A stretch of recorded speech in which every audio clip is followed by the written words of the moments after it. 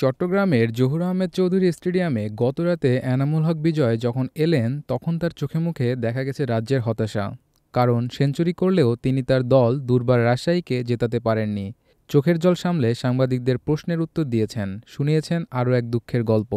খুলনা টাইগার্সের কাছে ৭ রানের হার ছাপিয়ে বিজয় বাংলাদেশি ক্রিকেটারদের বিদেশি ফ্র্যাঞ্চাইজি লিগে খেলার সুযোগ নিয়ে কথা বলেছেন। কারণ Shakib Al Hasan IPL, PSL, big ব্যাশসহ বিদেশের প্রায় সব লিগেই খেলেছেন।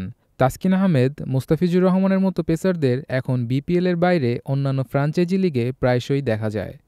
মুশফিকুর রহিম, মাহমুদুল্লাহ রিয়াদ এমনকি স্বয়ং বিজয়েরও পিএসএলে ম্যাচ খেলা হয়েছে। বিদেশি ফ্র্যাঞ্চাইজি লিগে খেলার প্রসঙ্গে বিজয় আফগানিস্তানের কথাও উল্লেখ করেছেন। কারণ রশিদ খান, মোহাম্মদ নবী, ফজল হক ফারুকীর পাশাপাশি তুলনামূলক কম অভিজ্ঞ এমনকি অভিষেক না হওয়া ক্রিকেটারদেরও বিগ ব্যাশ, আইপিএলের মতো লিগে দেখা যায়। বিজয়ের মতে বাংলাদেশের ক্রিকেটারদের বিদেশি লিগে সুযোগ মেলে না বলে ২০০-এর বেশি রান তাড়ার সময় ব্যাটিংটা তারা জানেন না। ৩২ বছর বয়সী বাংলাদেশের এই ক্রিকেটার বলেন, আমাদের ক্রিকেটাররা কিন্তু বাইরের লিগে খেলার তেমন সুযোগ পায় না। বাংলাদেশের ক্রিকেটাররা ফ্র্যাঞ্চাইজি কম খেলে। সাকিব ভাই, মুশফিক ভাই, মুস্তাফিজ, তাসকিনদের কিছু কিছু খেলতে দেখেছি। আফগানিস্তানের জাতীয় দলে না খেলা ক্রিকেটাররাও আইপিএল, বিগ ব্যাশ খেলছে। তারা বড় ক্রিকেটারে পরিণত হচ্ছে। আমাদের মধ্যেও কিন্তু সেই মানের ক্রিকেটার রয়েছে। যখন এমন ম্যাচ হয় তারা নিজেদের প্রমাণ করার সুযোগ পান। খুলনা টাইগার্সের দেওয়া ২১০ রানের লক্ষ্যে শেষ বলে দুর্বল রাজশাহীর প্রয়োজন ছিল ৯ রান। ইনিংসের শেষ বলে সিঙ্গেল নিয়ে স্বীকৃতি টি-২০তে তৃতীয় সেঞ্চুরি তুলে নেন বিজয়। ৫৭ বলে ৯-৪ এবং ৫ ছক্কায় ৩ অঙ্ক ছুঁয়েছেন তিনি।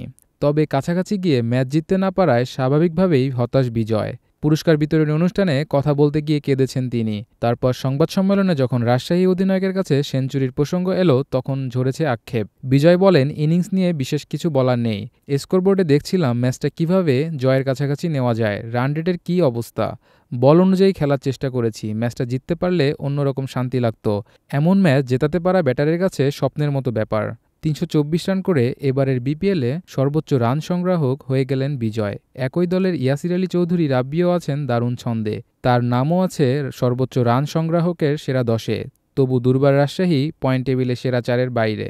এই প্রসঙ্গে কথা বলতে গিয়ে বিজয় তার দলের বিপক্ষে আফিফের ৫০-র কথা উল্লেখ করেছেন। একই ম্যাচে খুলনা টাইগার্সের মাহিদুল ইসলাম অঙ্কনের ঝড়ো ব্যাটিংয়ের কথাও বলেছেন বিজয়।